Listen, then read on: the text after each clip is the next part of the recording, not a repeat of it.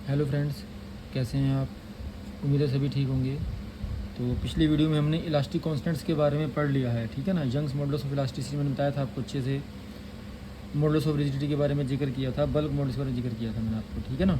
तो जैसे मैंने पहले बताया था आपको, यंग्स मॉडल्स ऑफ इलास्टिसिटी पिछली वीडियो में हमने देखा था। हमने tensile stress upon tensile strain होती थी, compressive stress upon compressive strain होती थी, normal stress upon normal strain भी कह सकते हैं इसको।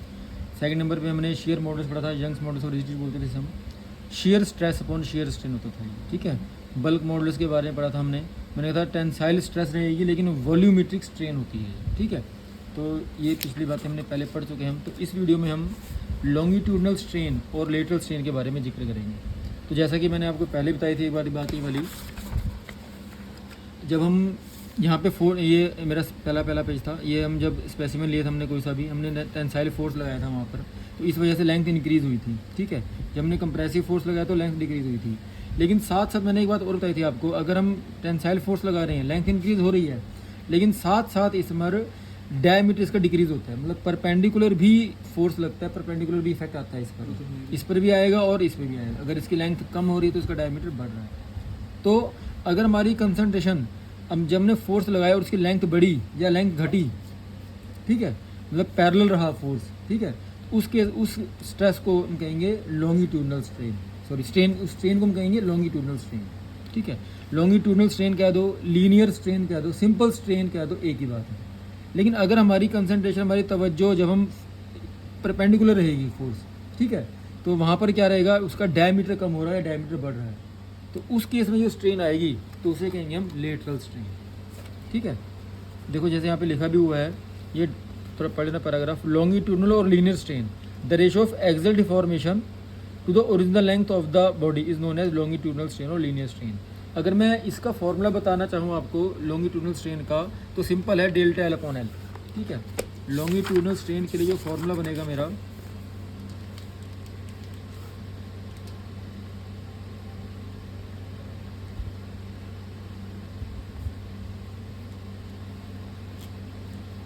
डेल्टा एल अपॉन एल, और ध्यान रहे यहाँ पर फोर्स रहेगा मेरा टेंसाइल, टेंसाइल फोर्स की वजह से ही जो स्ट्रेन आएगी तो उसको हम लॉन्गिट्यूडनल स्ट्रेन बोलेंगे। जो लेटरल स्ट्रेन है, the strain at right angles to the direction of the applied load, जिस डायरेक्शन में लोड लगाया लेकिन उसके राइट एंगल स्ट्रेन आएगी। ये तो एक्सियल डायरेक्शन में रहेगी, ठीक है बात, और ये कहाँ रहेगी, right angle to the direction of the applied load is known as lateral strain और ट्रांसवर्स स्ट्रेन बोलते हैं इसे।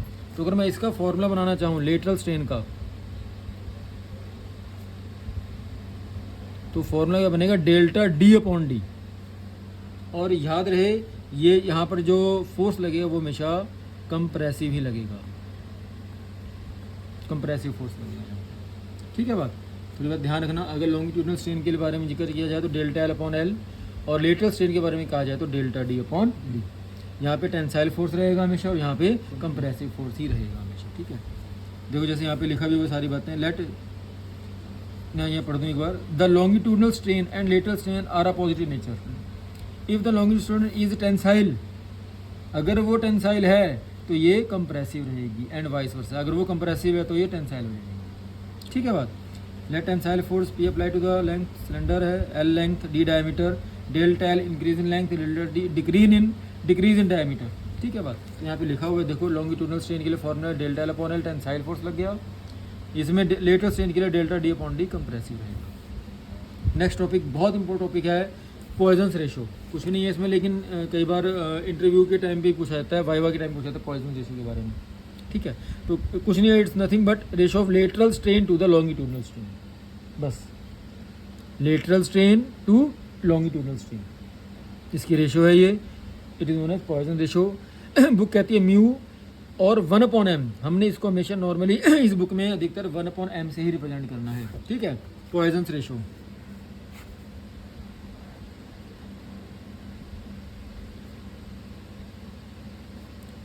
वन अपॉन एम है, ध्यान रहे, ठीक है। तो फॉर्मूला बता दिया आपको, lateral strain upon longitudinal strain, मतलब delta D upon delta L upon L हो जाएगा, ठीक है। Lateral strain upon longitudinal strain 1/m से रिप्रेजेंट किया है, ठीक है। और इसकी वैल्यू न्यूमेरिकल में नॉर्मल आपको गिवन होगी, अगर ना दी हुई हो तो आप ध्यान रखना 0.3, 0.3 ले सकते हैं आप। डायमेंशन नहीं है कोई भी इसकी, यूनिटलेस फार्मूला है और यूनिटलेस चीज़ है, ठीक है बात, इसमें कोई यूनिट नहीं है, कोई डायमेंशन नहीं है इसकी, क्योंकि सेम रेशो है सब कुछ। देखो मैंने कहा 0.3 के बारे में क्यों कहा, क्योंकि इसमें यहाँ पे दे रखी है, वैसे अगर स्टील है तो 0.25 से 0.33 जा रही है ये, कास्ट आयरन 0.23 से 0.27 होगी, कॉपर 0.31, मतलब 0.3 की रेंज में चल रहा है अप्रोक्सीमेट। न्यूमेरिकल में क्लियर गिवन होगा आपको, नहीं हो तो 0.3 ले लेना। और ये भी ध्यान रहे 1/m की, कई बार बच्चा मिस्टेक करता है यहाँ पे, 1/m इज इक्वल टू 0.3 है ये। कई बार क्या होता है 0.3 देते हैं तो वो 1/0.3 लिख देता है बच्चा, कहीं कहेगा पॉइजन रेशो इज 0.3 और 1/m इज इक्वल टू 0.3 है। थोड़ा इस चीज़ को ध्यान रखना। हाँ, m इज इक्वल टू 0.3 नहीं है, 1/m इज इक्वल टू 0.3 है। ये न्यूमेरिकल में जब आएगी तो बात वहाँ पे भी जिक्र होगा, अच्छे से बता दूंगा, समझा दूंगा अच्छे से। Relation between E G and K, मैंने बताया था अभी, आज भी बताया था ई जी और के, इन तीनों में रिलेशनशिप आपने थोड़ा याद रखनी है, कई बार एक नंबर पूछ सकती बात नहीं। तो E is equal to, book में लिखी हुई है क्लियर, 2g 1 + 1/m। अब ध्यान सुनो, 1/m मतलब अगर 0.3 आए तो 1/0.3 नहीं लेना, 0.3 लेना है, 1 + 0.3, 1 + 1/0.3 नहीं करना। यहाँ बच्चा मिस्टेक करता है कई बार, तो ध्यान रखना आप अच्छे से। E is equal to 2g 1 + 1/m, E is equal to 3k 1 - 2/m, E is equal to 9kg 3k+। ये आप थोड़ा याद रखना अच्छे से। ये रिलेशनशिप है ई जी में, ई के में, ई जी के में। ई क्या है, जी क्या है, के क्या, 1/m क्या, सब बता दिया आपको अच्छे से मैंने, ठीक है बात। नेक्स्ट टॉपिक है हमारा, बहुत इंपॉर्टेंट टॉपिक है, 10 नंबर में आ सकता है, 10 नंबर का टॉपिक है ये, tensile test for ductile material. Ductile material हम नॉर्मली माइल्ड स्टील लेते हैं, इसका एक नाम और भी है stress strain curve, stress strain diagram for mild steel, ठीक है। ये 2-3 नाम से फेमस है, टेंसाइल टेस्ट भी कह सकता है फॉर डक्टाइल मटेरियल के लिए, या stress strain diagram for mild steel. तो इसका डायग्राम थोड़ा सा बना के देखना अच्छे से, आप 2-3 बार प्रैक्टिस करना इसकी अच्छे से बनाने की। तो बता दूं क्या कुछ कहाँ पे जाएगा, ध्यान रहे, यहाँ पे स्ट्रेन आएगी, यहाँ पे स्ट्रेन आएगी, ठीक है, एक्स एक्सिस पर स्ट्रेन आएगी और यहाँ पे स्ट्रेस जाएगी। ये वाली बात, पहली बात तो ये ध्यान रखना चाहिए, ठीक है। यहाँ पे स्ट्रेन जाएगी और यहाँ पे स्ट्रेस आएगी, ठीक है। तो और इसका जो डायग्राम बनेगा वो इस हिसाब से बनेगा, कई सारे पॉइंट्स आएंगे इसमें। मान लो ये यहाँ पे ये 0 पॉइंट, ओ पॉइंट कह लो उसको, ये ए आ गया, फिर हल्का सा, फिर दोबारा से यहाँ से ए, ये बी, लगभग स्ट्रेट लाइन ही चलेगी, ठीक है। उसके बाद फिर कर्व आएगा यहाँ से, यहाँ पे ये सी पॉइंट आएगा, यहाँ पे ये डी पॉइंट आएगा, फिर उसके बाद ये हिसाब जाएगा, ठीक है। ये इसका अल्टीमेट पॉइंट आ गया, ई पॉइंट आ गया, फिर हल्का फुल्का ये नीचे डाउन आएगा यहाँ से, ये एफ आ गया इसका।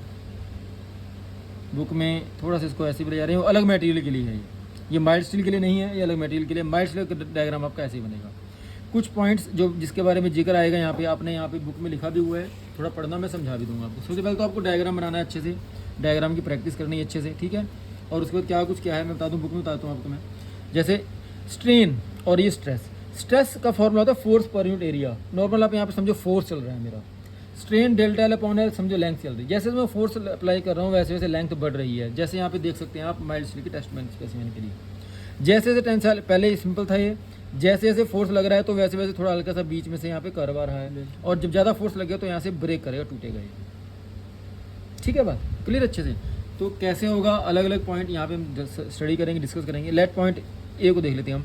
जो ए पॉइंट है वो कहता है प्रोपोर्शनल लिमिट, ये प्रोपोर्शनैलिटी लिमिट है। ये आपने पढ़ा होगा हुक्स लॉ के बारे में, stress is within elastic limit stress is directly proportional to strain. मतलब क्या, जैसे जैसे स्ट्रेस बढ़ेगी वैसे वैसे स्ट्रेन भी बढ़ेगी, लेकिन ये विद इन इलास्टिक लिमिट ही है। आगे भी इलास्टिक लिमिट पॉइंट आगे भी आएगा, लेकिन फिलहाल ये प्रोपोर्शनैलिटी लिमिट है यहाँ पे। मतलब क्या है, अगर मैं यहाँ तक मटेरियल को स्ट्रेच कर रहा हूँ, मैं फोर्स लगा रहा हूँ, और यहाँ से अगर मैं छोड़ता हूँ तो वापस आएगा, प्रोपोर्शनल है। ए के बाद बी आया, बी इलास्टिक, ये दोनों पॉइंट बहुत जल्दी जल्दी आ जाते हैं। ए के जस्ट बाद, ए जैसे खत्म होगा वैसे बी आ जाएगा, ठीक है। यहाँ पे तो दिखाया हुआ है हमने थोड़ा सा दूर इसको, लेकिन जैसे ही ए खत्म होगा तुरंत बाद बी आ जाएगा। बी क्या है, इलास्टिक लिमिट वाला पॉइंट है, यहाँ तक हमारा हुक्स लॉ ठीक रहता है, होल्ड अपनी पोजीशन को रखता है, एप्लीकेबल होता है, ठीक है। तो within elastic limit stress is directly proportional to strain में, बार बार बोलने वाली बात, ठीक है। मतलब अगर बी तक भी मैंने उस मटेरियल को स्ट्रेच किया है, फोर्स लगाया है, तो जब मैं छोड़ूंगा तो वापस एग्जैक्ट ओरिजिनल पोजीशन में आएगा ही आएगा। ठीक है बात। उसके बाद नेक्स्ट पॉइंट हमारा यील्ड पॉइंट। अब यील्ड पॉइंट क्या है, यहाँ पर कहता है प्लास्टिक स्टेज आ जाएगी आपकी। मतलब क्या है, अगर मैं उसे सी तक लेके आता हूँ और अगर मैं सी तक ले आया तो वहाँ से छोड़ता हूँ, अगर मैं तो वहाँ से अगर मटेरियल छोड़ता हूँ, मैं यहाँ पे शो कर दूँ आपको, अगर मैं ए पे छोड़ा वापस आया, बी पे छोड़ा वापस आया, लेकिन जब सी पे ले गया तो सी पे जब छोड़ा तो वो ऐसे करके ऐसे वापस नहीं आएगा, वो यहाँ से ऐसे वापस आएगा। समझो बात, ठीक है बात। तो ये क्या हुआ, यहाँ पे हल्की फुल्की देखो इलोंगेशन आ गई है, लेंथ में इंक्रीमेंट आ गई है। तो इसे कहते हैं यील्ड पॉइंट। वो पॉइंट जहाँ तक अगर मैंने मेटेरियल को खींच दिया तो वहाँ तक, अगर वहाँ से मैं छोड़ूंगा तो एग्जैक्ट ओरिजिनल पोजीशन वापस नहीं आएगा, वो हल्की फुल्की उसमें लेंथ बढ़ जाएगी। ठीक है, ये 2 पॉइंट होता है एक्चुअली में, सी और ई। सी होता है अपर यील्ड पॉइंट और डी है लो, सॉरी हाँ ठीक है, सो सी अपर यील्ड पॉइंट है, डी लोअर यील्ड पॉइंट है। ठीक है बात। ये उसके बाद फिर अगर मैंने खींचा तो वहाँ से आई अल्टीमेट स्ट्रेस। अल्टीमेट बोलते हैं मैक्सिमम स्ट्रेस। यहाँ तक अगर मैंने मटेरियल खींच दिया, ई तक खींच दिया अगर मैंने, तो उसके बाद मटेरियल टूटेगा ही टूटेगा। मैक्सिमम पॉइंट है, मैक्सिमम स्ट्रेस है, अल्टीमेट स्ट्रेस है, ई पॉइंट तक है। ठीक है बात। और ध्यान रहे हल्का फुल्का यहाँ पे, पहले जब मैं चल रहा था यहाँ से हल्का फुल्का यहाँ पे स्ट्रेस कम हुई थी तो भी स्ट्रेन बढ़ी थी, उसके बाद फिर मुझे और जोर लगाना पड़ा और स्ट्रेस देनी पड़ी, तभी और स्ट्रेन बढ़ी, और यहाँ पे आके मटेरियल टूटने की कगार पे है, अभी टूटा नहीं है।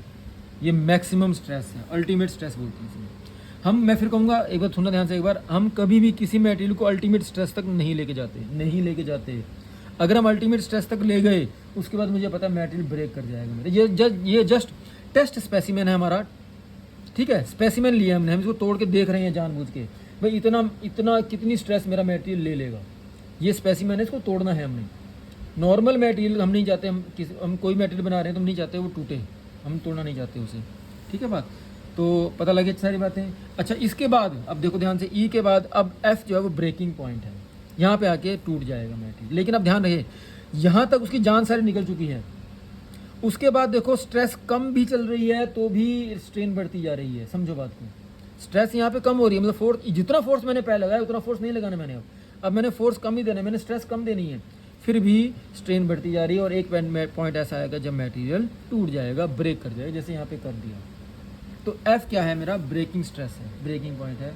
तो मैं फिर कहूँगा अल्टीमेट स्ट्रेस की वैल्यू ब्रेकिंग स्ट्रेस से ज़्यादा होती है। आपको लगेगा टूट गया, टूटने वाला पॉइंट ज़्यादा होना चाहिए, नहीं ऐसा नहीं है, लेकिन अल्टीमेट स्ट्रेस ज़्यादा है as compare to breaking stress.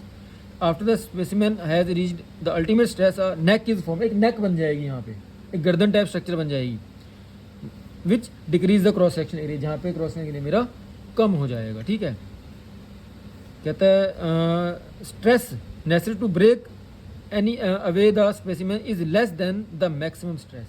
जो ब्रेकिंग स्ट्रेस है, ब्रेक करने वाली स्ट्रेस है, जहाँ पॉइंट ब्रेक करेगा वो कम है as compare to maximum stress.